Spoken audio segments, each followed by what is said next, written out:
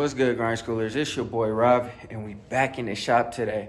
So today, what we got going down is, man, we are going to go ahead and paint the Jambs. I already removed the doors, so I took the windows out, took the mirrors out, and all that kind of stuff. So now all we got to do is pretty much clean up the Jambs, and then mask everything off, and then we'll be good to spray. I'm trying to get this done pretty quickly so that I could do the work on the doors, finish up the doors, and put everything back together because I'm running out of space, and I'll show you guys what I'm talking about in a minute. I'm trying to optimize the most amount of space possible without having to put so much stuff in the Elko. But yeah, man, we working through it, we getting through it, and that just is what it is. But I'm gonna flip this camera around, I'm gonna show y'all what we got going down, and then we'll go from there. But before we do that, go ahead, hit that like button, hit that subscribe button. Yeah, let's get into it. All right, y'all. So last video, you guys saw the T-top portion getting done. You saw the metal plate getting done, and now we're on to cleaning up the Jambs so we can prep it, get it ready to spray, or, you know what I'm saying, prep it so that we can spray it. The doors I'm not gonna worry about right now. I just want to get the Jambs done. So if I can get the Jambs done, I gotta clean all this up. I gotta sand down the rest of the body filler on this lip right here, and then after we do that, we'll be good to go. And then just hit this off with some rust encapsulator, or what's that stuff called? Rust converter. Rust converter. Shout out to Penny LS1 for giving the game on the what's that stuff called that goes around the door hinge. Dang, man, I'm drawing a blank, but Penny LS1 just did this on his car, and he put the this glue stuff, the glue stuff that goes around the door hinges. I'm debating whether I'm gonna go with those door hinges or I'm gonna just buy some new ones. I think I'm gonna just buy some new ones because last time I did this on the Elko, and I had to replace the door pins, all of them, so that it doesn't squeak and it doesn't sag and do all that other stuff. And realistically, like I'm not too thrilled at how all that came out. So I might just go ahead and just do total new door hinges, so I don't gotta try to paint them or nothing like that. I just have brand new ones thrown on there. As I said before, I'm doing all new bolts everywhere, so you know I just got them in there for now because shout out to, you know, Sprayway, because he got a game on putting these back into the holes so that when you go to try to put the bolts back in, they don't break, because the paint acts as like a binder, you know what I mean, or like a kind of like a sealant. So if it gets on the threads, you're not gonna really be able to get the screws in there very easily. So shout out to him for that. I put those back just in case, you know what I mean. And yeah, man, so I'm gonna get all of this plastic off of here. I'm gonna start taping up the window. I'm gonna start sanding everything down, and then once we're done, we'll go ahead and start spraying, man.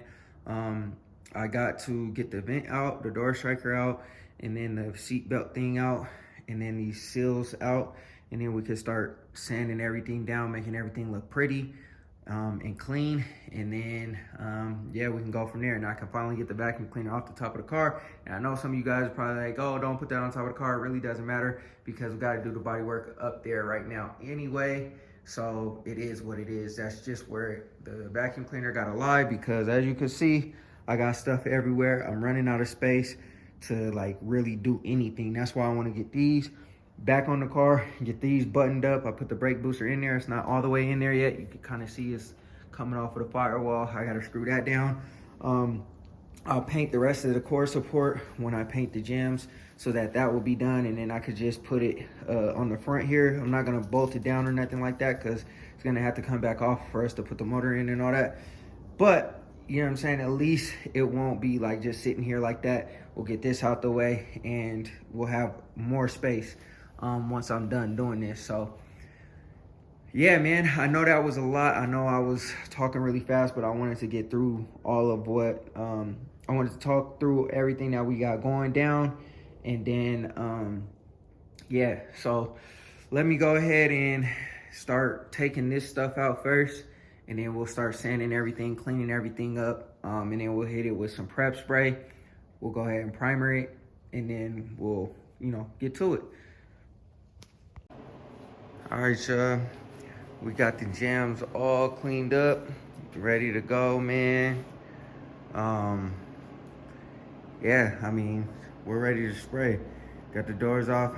I was thinking about getting some new door hinges, but unfortunately, what I was looking for, I wasn't finding, I guess.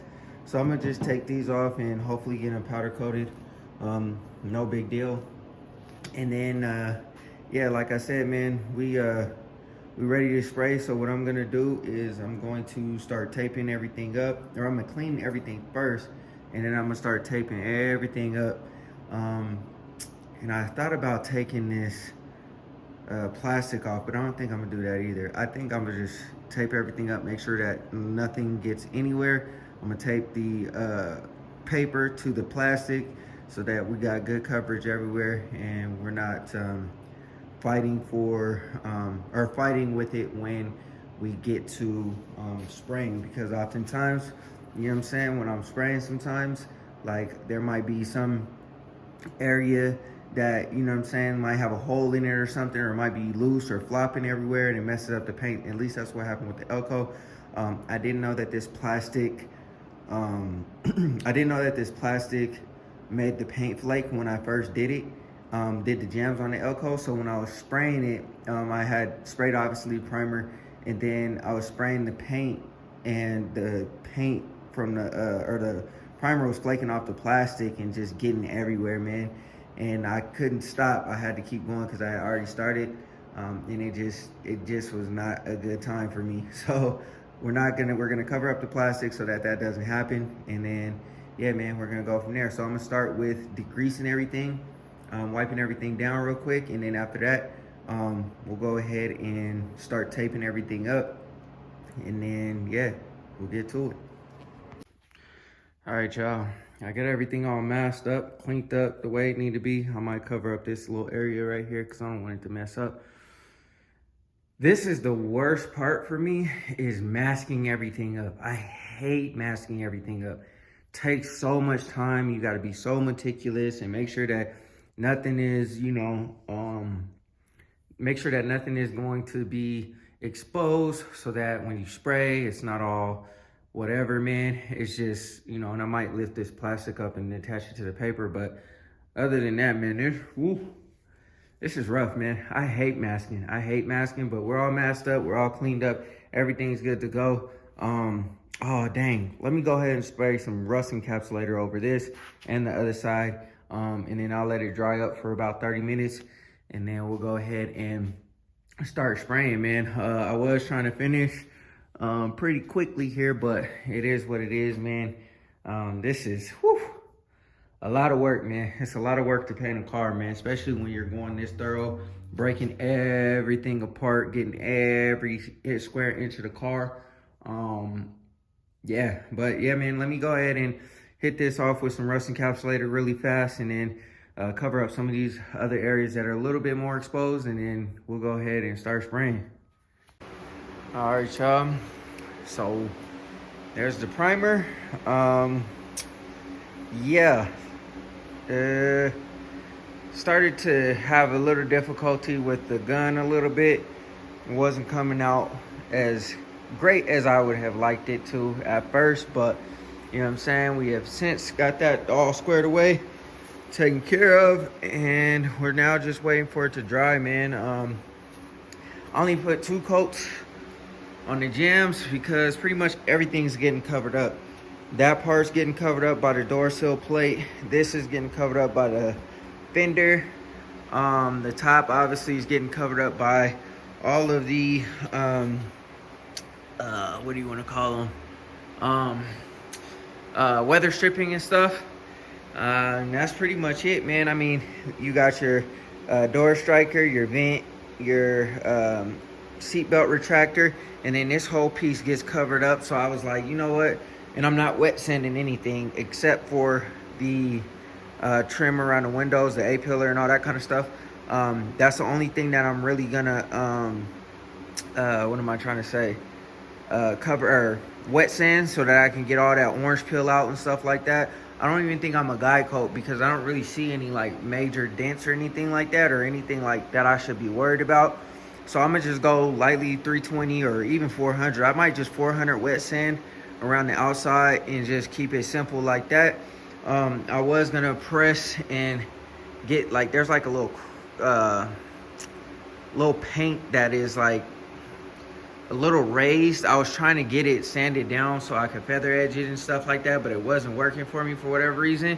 But the trim piece goes a little bit over the top edge of that, so I mean you would never notice that it was there anyway. Plus it's white, so white hides everything. Not to say that I'm trying to hide anything, but I don't really care to go crazy with the amount of work when things are just going to be covered anyway. Like, it doesn't make any sense. So anyways, man, I think it looks great. It looks a whole hell of a lot better than what it was. So we just got to wait for this to dry.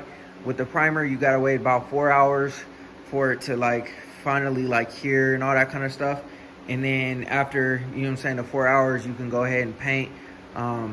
So I'm gonna wait 4 hours. I'm gonna wait 2 hours, and then I'm gonna wet sand this, and then I'll wait another couple hours, and then we'll go ahead and start doing base coat. Then we'll do pearl after that, and then after that we'll wait until tomorrow to do the clear coat. So base and pearl will be laid down today, and then the clear coat will be laid down tomorrow. So I would do the core support, but I don't really feel like pulling it out and all that kind of stuff, and it's just too much going on right now for me to do that. I could do that at a different time, but for now, man, we got some great coverage going on, and yeah, man, we just gonna keep knocking it out. But anyways, that's pretty much it, man. I'm gonna go ahead and wait for this to dry and set up, and then after that we'll be done with this. All right, y'all, base coat done. Remember what I said about masking stuff up, man? I hate it. This stuff just be falling and don't stick right and all that kind of stuff. The weight from the paint make it fall and get wet, and then I got my carpets exposed. It's just massively annoying, y'all, but hopefully I ain't getting no overspray nowhere. It is what it is if I did, because when I'm starting to paint and things start to fall apart and whatever, it just gets massively irritating, man, because you're trying to fight against trying to make sure that it's not falling on your paint, make sure it's still covering everything, and then it's just, man, I hate it. But anyways, got that nice solid base coat down there, man. Woo! She look pretty. Yes, sir. Let's go. Look like I got a little bit of, oh, that's like a crack or something. I'm not really too concerned about that because the sill plate goes over that, but you know what I'm saying? We got nice coverage, and it looks a lot better than it did. But yeah, man, let's go. All right, y'all. There she goes, man. It's real hard to see the pearl because, you know what I'm saying, you can only see it from certain angles. You know what I'm saying? Like, you see, like, right there, certain angles, the way the light kind of hit it, you know what I mean? But you could tell the contrast between the color. This is the original color that I got the car with, and this is the new color. So it is like a little bit brighter, well, a lot brighter, I should say. But yeah, man, whew, I'm getting a lot better at this painting thing, y'all. A lot better, man. No runs, no imperfections besides, you know what I'm saying, the orange peel and all that.